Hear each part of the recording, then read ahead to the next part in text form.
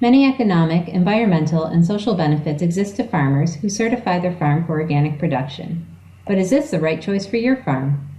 This short presentation provides an overview of what certified organic production is and the requirements that certification entails.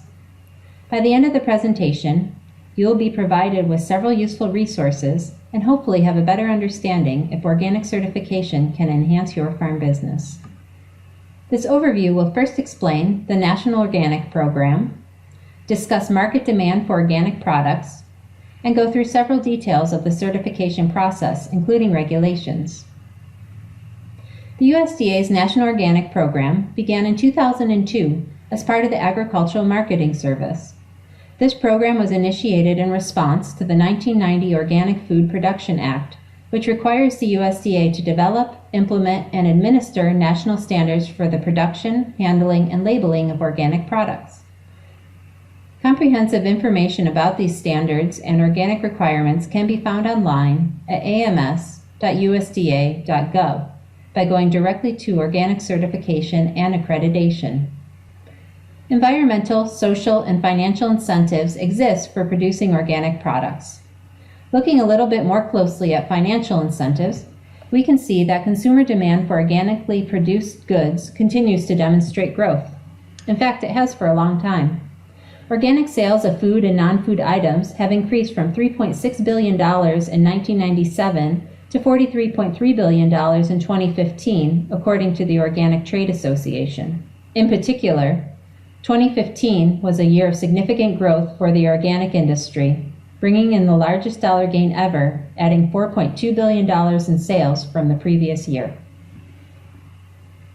Organic market incentives exist across a broad range of products for U.S. farmers. Typically, fresh fruits and vegetables are the primary products being produced organically, but demand for organic milk, eggs, and meat products is also increasing. Increasing demand for organic animal products, in turn, increases demand for organically produced forage and grain that is required for feeding certified livestock.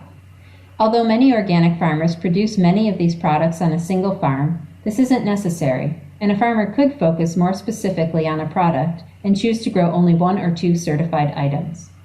As a whole, supply of organic crops is not meeting demand for this sector in the United States, and much of the organic animal feed and many other products are being imported. Local sources of these goods are highly desired, which provides great opportunities for farmers to participate in a growing market. In order for crops and products to be officially marketed as organic, they need to be certified to verify that production practices meet NOP standards. Only certified crops and products can officially bear the USDA organic logo shown here and carry the associated price premiums. Before certification can be granted, the NOP requires that land transitions to organic, meaning that no prohibitive substances can be used for 3 years on cropland. Similar restrictions exist for livestock. Specifically, slaughter livestock must be managed organically from the last third of their gestation period, poultry the second day of their lives, while dairy animals require 12 months of organic management before milk products can be certified. Until this transition period is met, you may not sell or label products as organic or use the USDA organic seal. Following the transition period, you must then submit an application for official certification. This application includes a detailed description of the operation to be certified, a history of substances applied during the previous 3 years, the name of organic products grown, raised, or processed, and a written organic system plan. Producers and handlers must work directly with an accredited agent to become certified. Your certification will need to be renewed each year. A certifying agent can help producers understand all regulations and identify solutions to specific concerns by developing an organic system plan and a strategy along with the grower. Agents should be contacted prior to organic transition to ensure all regulatory steps are met. The certifying agent will also schedule a qualified inspector to visit your farm or business to ensure compliance. Fees for certification services vary widely, but typically include an application fee, an annual renewal fee, and an inspection fee. Many organizations are accredited by the USDA to serve as certifying agents.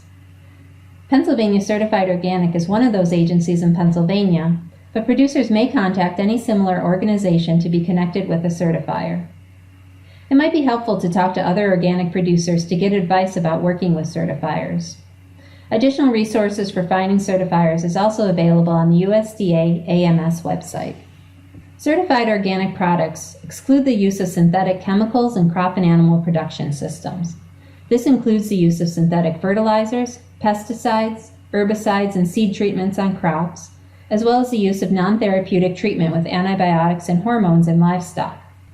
Genetically modified organisms and several other practices, such as the use of sewage sludge on cropland, field burning practices, and irradiation on meat, are also restricted. The national list of allowed and prohibited substances from the USDA AMS and the OMRI products list are useful resources for determining what can and cannot be used under organic management. But you should always check with your certifier before using questionable products or practices, or before trying something new. In the absence of these products, organic cropping systems rely on natural ecosystem processes to manage fertility and control pests. Organic producers achieve these goals by using practices such as crop rotation, mechanical and cultural weed management tactics, cover cropping, application of animal manure and compost, and developing habitat to support beneficial organisms. In fact, these practices are necessary since regulations also require that farming practices foster cycling of resources, promote ecological balance, and conserve biodiversity by maintaining or enhancing soil, water, and environmental quality. Of course, many of these practices can be incorporated into any farming system, and adoption of multiple or individual strategies is possible if organic certification isn't appropriate for you.